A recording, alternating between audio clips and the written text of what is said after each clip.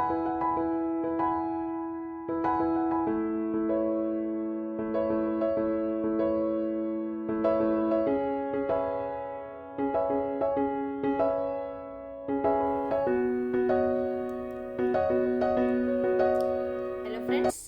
To Sairaj education. Okay, हमने start की थी बुक कीपिंग एंड अकाउंटेंसी की सीरीज फॉर 12th कॉमर्स। इसमें हमने लगभग सिलेबस कंप्लीट कर लिया, यानी कि चैप्टर 8 कंप्लीट हो गया। चैप्टर 9 है हमारा, जो है आपका एनालिसिस ऑफ फाइनेंशियल स्टेटमेंट। उसमें भी मैंने 2 वीडियोस डाल दिए, यानी कि अच्छे खासे जो एक आपके वर्टिकल बैलेंस शीट है उसका पूरा फॉर्मेट एक्सप्लेन किया एक वीडियो में, फिर उस पर प्रैक्टिकल सम रखा है। ठीक है, आज मैं करूँगी आपके सामने इनकम स्टेटमेंट क्या है, वर्टिकल इनकम स्टेटमेंट कैसे प्रिपेयर करना है, कैसे इसके ऊपर प्रैक्टिकल सम करना है, हर एक चीज़ आपको बताऊंगी मैं। तो बने रहो स्टार्टिंग से एंड तक। ठीक है, तो आज देखते हैं हम लोग। पहले तो इनकम स्टेटमेंट है क्या और उसका फॉर्मेट में आज आपको एक्सप्लेन कर दूंगी, ताकि प्रैक्टिकल सम जब हम करेंगे तो आप आसानी से इसको सॉल्व कर सकोगे। ठीक है, और आपको बोला वैसे चैनल को क्या कर लो, सब्सक्राइब कर लो और बेल आइकन प्रेस कर दो, ताकि आपकी स्टडी कंटिन्यू रहेगी, और वो भी एकदम अच्छे से सीक्वेंस में। कुछ ऐसा भी नहीं है कि चलो भाई फर्स्ट वीडियो कुछ दूसरा आया तो सेकंड कुछ दूसरा आया, ऐसा कुछ नहीं होगा। ठीक है, एकदम परफेक्टली सीक्वेंस में आपकी रहेगी। इसके लिए बोलती हूँ भाई पार्ट 1 से स्टार्ट किया तो पार्ट 1, पार्ट 2, पार्ट 3, इस तरह से सीक्वेंस में देखो, यानी हर एक कंसेप्ट क्लियर होगा और हर एक सम आप आसानी से कर पाओगे। अगर आपने मुझे फॉलो किया तो कैसा, इतना भी करोगे ना एग्ज़ाम के लिए इनफ है। ठीक है, आप इतना भी स्टडी करोगे एग्ज़ाम के लिए इनफ, अच्छे मार्क्स आपके आ सकते हैं।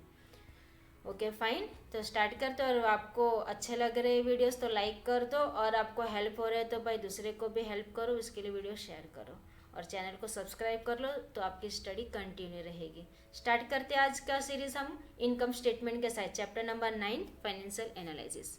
ओके, यानी कि analysis of financial statement. Okay, तो हमारे पास है इनकम स्टेटमेंट। इसमें हम आगे देखेंगे भाई इनकम स्टेटमेंट, अभी फिलहाल इसके ऊपर प्रैक्टिकल सम, फिर कॉमन साइज क्या है, आपका कंपेरेटिव साइज क्या है, ये सब चीज़ पे मैंने प्रैक्टिकल सम रखे हैं। बहुत मज़ा आएगा आगे वीडियोस में। ठीक है, तो ऐसे ही बने रहो। चलो स्टार्ट करते हैं हम इनकम स्टेटमेंट। अब इनकम स्टेटमेंट है क्या, और कुछ नहीं है, सिंपल है ये इनकम स्टेटमेंट। यानी आप जो profit and loss account prepare करते थे ना, यानी आपके लिए हलवा है ये, प्रॉफिट एंड लॉस अकाउंट आप बनाते थे ना। ठीक है, प्रॉफिट एंड लॉस अकाउंट, हलवा नहीं है, प्रॉफिट एंड लॉस अकाउंट। तो वही चीज़ है यहाँ पे इनकम स्टेटमेंट। ठीक है, बैलेंस शीट हमने देखा भाई कैसा हमने हॉरिजेंटल में से वर्टिकल प्रिपेयर किया, बस वही चीज़ें करनी है। प्रॉफिट एंड लॉस कैसे हम यहाँ पे वर्टिकल फॉर्मेट में प्रिपेयर करते हैं हमारा इनकम स्टेटमेंट। तो देख लेते हैं भाई इनकम स्टेटमेंट क्या है, और फॉर्मेट फॉलो करना बहुत ज़रूरी है। इसके लिए मैं आपको पहले फॉर्मेट पे ध्यान दिलवाती हूँ। बैलेंस शीट में भी पहले फॉर्मेट पे, फिर उसको कन्वर्ट किया बैलेंस शीट में, प्रैक्टिकल सम लिया। अब अभी भी हम ऐसा ही करेंगे, इनकम स्टेटमेंट पहले फॉर्मेट फिर प्रैक्टिकल सम। ठीक है, यानी परफेक्टली समझ में आएगा, धीरे धीरे जाएंगे, अच्छे से जाएंगे, कोई ये नहीं रहेगा, आपको परफेक्टली समझ में आ जाएगा। स्टार्ट करते हैं income statement. The profit and loss account need to be arranged in vertical format which is suitable for further analysis। ठीक है भाई, ये लोग ने ये डिसाइड किया कि भाई हमें आगे भी स्टडी करने का रहेगा इसको, फॉर्मेट को पूरा, यानी कि कभी अगर समझो ज़रूरत पड़ी इन फ्यूचर तो हमें उसको खोल के देखना पड़ेगा, तो कैसा वर्टिकल फॉर्मेट में रहेगा तो जल्दी समझ में आता है, ऐसा मानना है। ठीक है, तो profit and loss account need to be arrange in vertical format which is suitable for further analysis, it is called as vertical income statement. अब उसका फॉर्मेट देख लेते हैं। यहाँ पे भाई डैश डैश डैश कंपनी का जो भी नाम रहेगा वो ये सब चीज़ें डालनी है। ठीक है, इसके मार्क्स रहते हैं।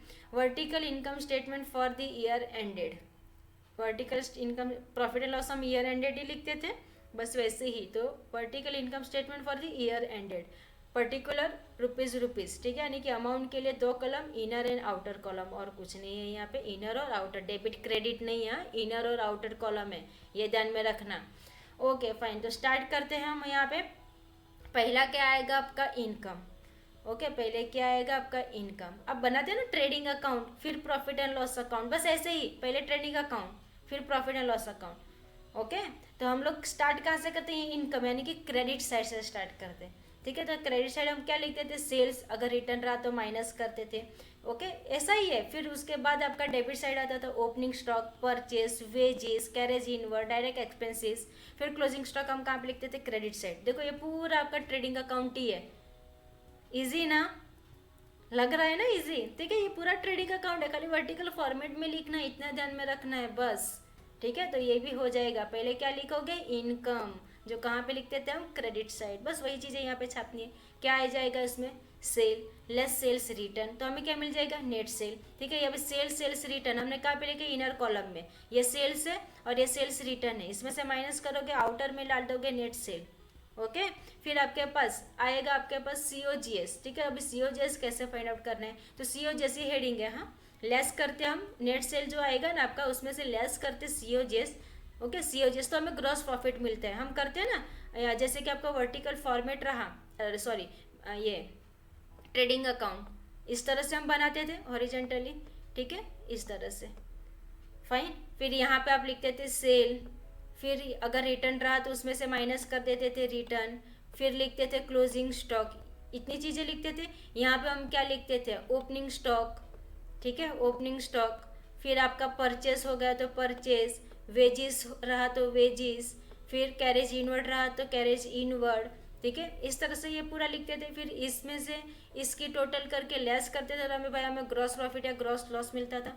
सेम वे यहाँ पे भी इनकम जो भी, यानी कि सेल्स लेस सेल्स रिटर्न करेंगे तो हमें नेट सेल मिलेगा। उसमें से हम इसको नाम दे दिया है खाली कॉस्ट ऑफ गुड्स सोल्ड। ये जो डेबिट साइड का पूरा पार्ट है ना, उसको नाम दे दिया है COGS, यानी कि cost of goods sold. Clear?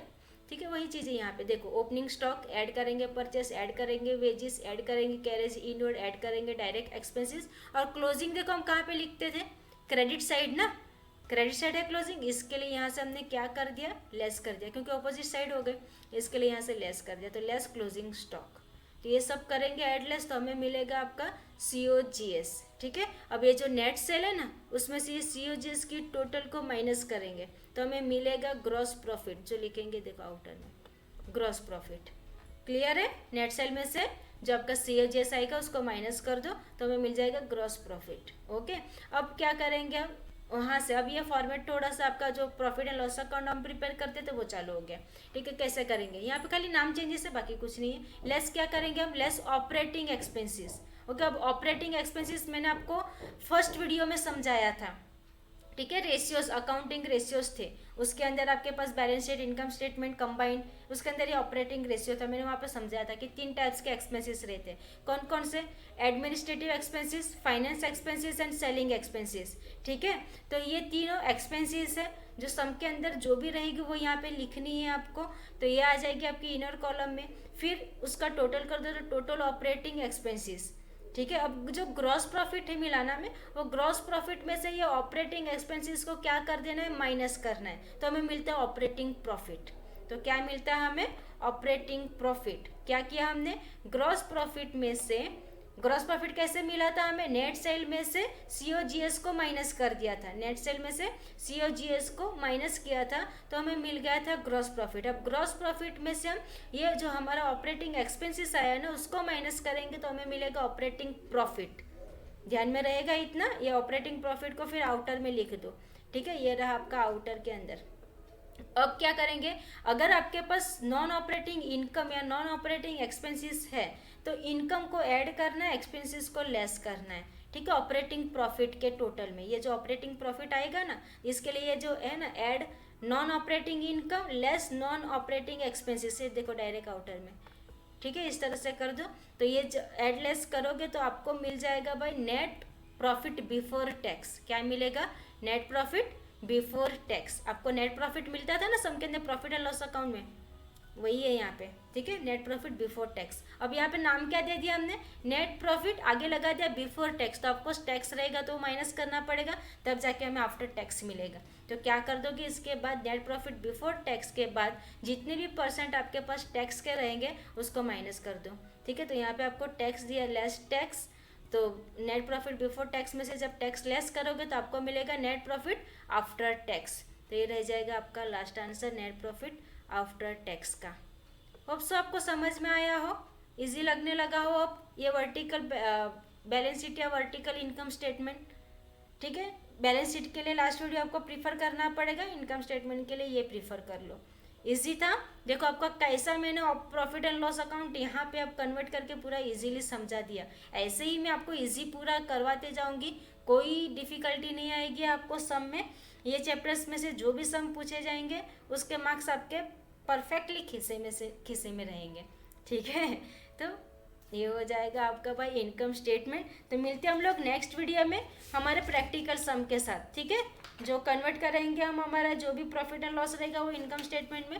फिर उसके बाद common size, comparative, accounting ratio, सब चीज़ें हम धीरे धीरे आगे बढ़ेंगे, ठीक है। तो आज के लिए इतना रखते हैं, मिलते हैं नेक्स्ट वीडियो में प्रैक्टिकल सम के साथ, कौन सा, इनकम स्टेटमेंट का। Okay, thank you.